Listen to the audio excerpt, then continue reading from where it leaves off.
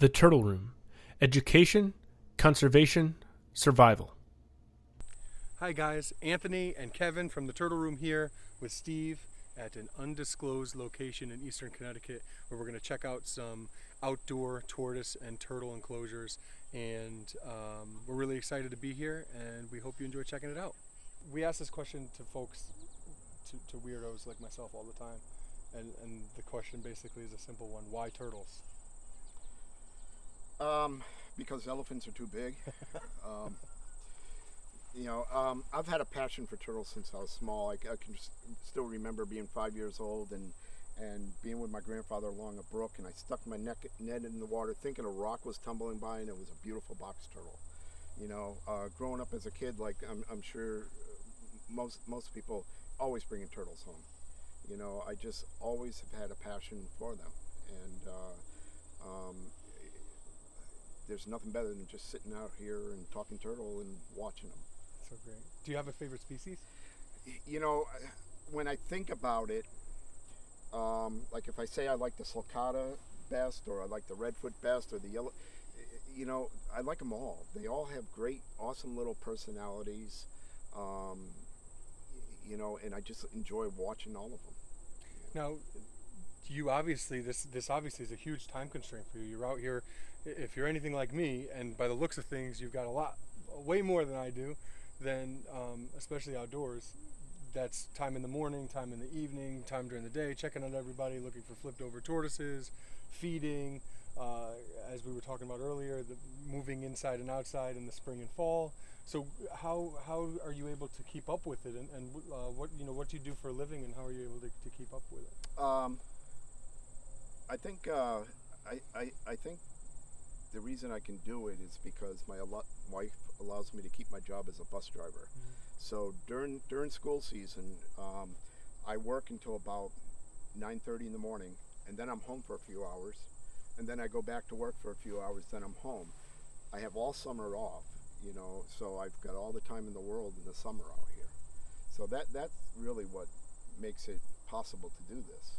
That's so great. That's so great. You really have figured out a way to make this happen, and there's a reason why people entrust you with their beloved animals, because you've been able to dedicate your life to this, really. Yeah, and anybody that drops off a turtle or a tortoise, I always encourage them to come here. Come here, walk around and look. If it's not for them, then no hard feelings. But if it's someplace you want to leave your tortoise or turtle, I'll do my best with it. You're not a rescue, is that correct? I don't consider myself a rescue. I like to consider this a private little sanctuary. A lot of the people that brought their tortoises and turtles here really, really love their animals. Most of them took awesome care of them. And to say I rescued it, it's kind of a slap in the face. The animal didn't need rescuing. It just needed a new place to live for the next chapter of its life.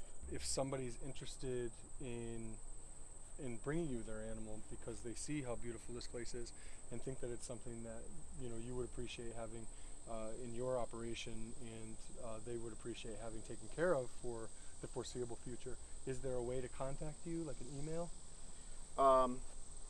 Well, I have a posting on Craigslist, and that's how most people find me.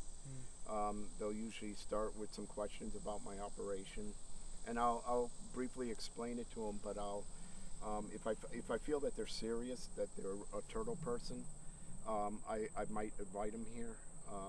Like I invited Kevin. He and I had corresponded through emails for a while and chatted about turtles. And I was very happy to have him come up and spend a day, and we just walked around and talked turtles all day. But sometimes it's word of mouth, but usually they'll find an ad on Craigslist.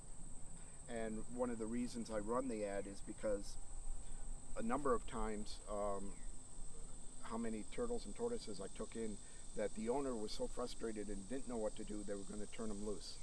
I've brought in a big sulcata that was about to be turned loose by some kids in a pond. A woman in Rhode Island rescued it, and I took it in. A number of Russians were about to be released either into the woods or some in the beach. But there's so many people out there that just don't know what to do with their turtle or tortoise when they've outgrown it.